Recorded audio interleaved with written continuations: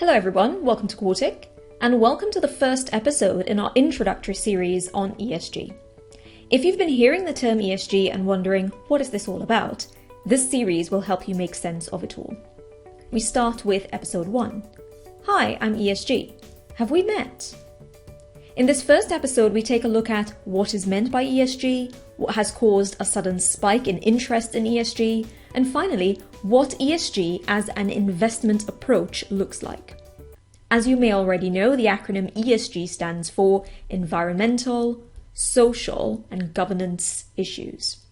Environmental factors relate to the natural world as we know it, and are linked to renewable and non-renewable resources such as water and minerals, for example. Examples of environmental issues that you may have encountered include climate change, pollution, and deforestation. Social factors are things that affect the lives of people. Examples of issues include child labour, modern slavery, and employee relations, including things like diversity and equality. Governance factors, essentially an extension of corporate governance, refer to the way in which companies are managed and controlled, and how the interests of stakeholders are considered by management. Board diversity and structure, executive pay, as well as bribery and corruption are typical governance issues. Now, what you'll notice is that the term ESG actually covers a broad range of factors and issues.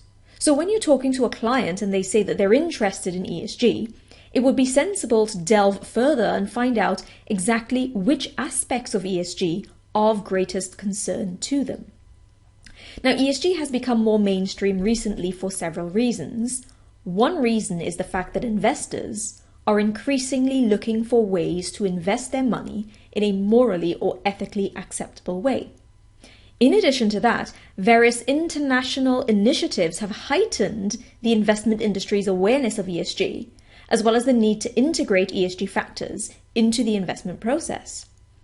As a concept, though, ESG became popular following the Freshfields report in 2005, which led to the creation of the United Nations Principles for Responsible Investment, or the UNPRI as you may know it.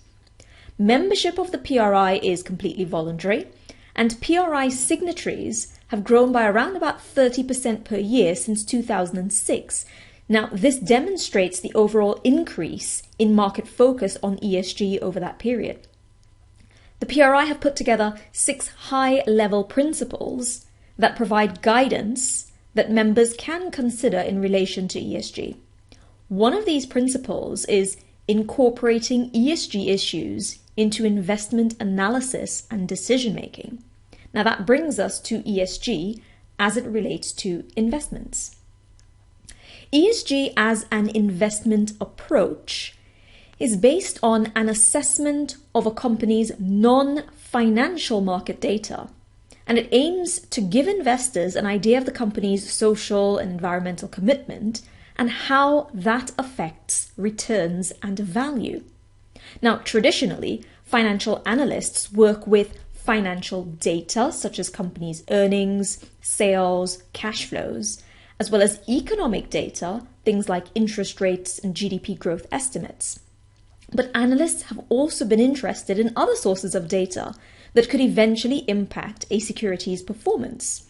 The establishment of the ESG concept has allowed analysts to understand factors related to ethical concerns as market signals, which can be built into their analysis.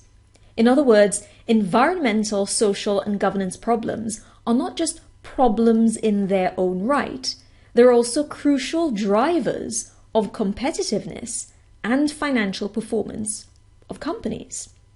So ESG as an investment approach is not about applying moral or ethical standards in valuation, but it's more about being able to anticipate what ESG-related non-financial information could eventually materialize in the markets and affect security values.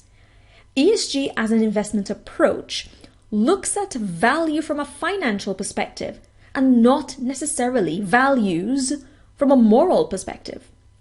If investors are to be able to incorporate ESG factors into their analysis, they need to know what companies are doing in that regard.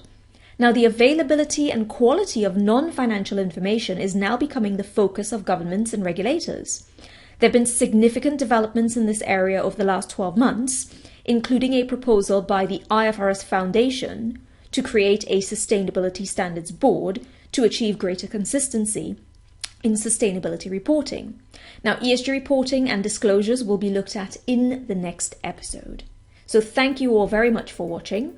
More information can be found about Quartic, our products and what we do on our website. Please get in contact if you do have any questions. You can also find us on Twitter @Quartic Training. Thanks again for watching and see you in the next episode.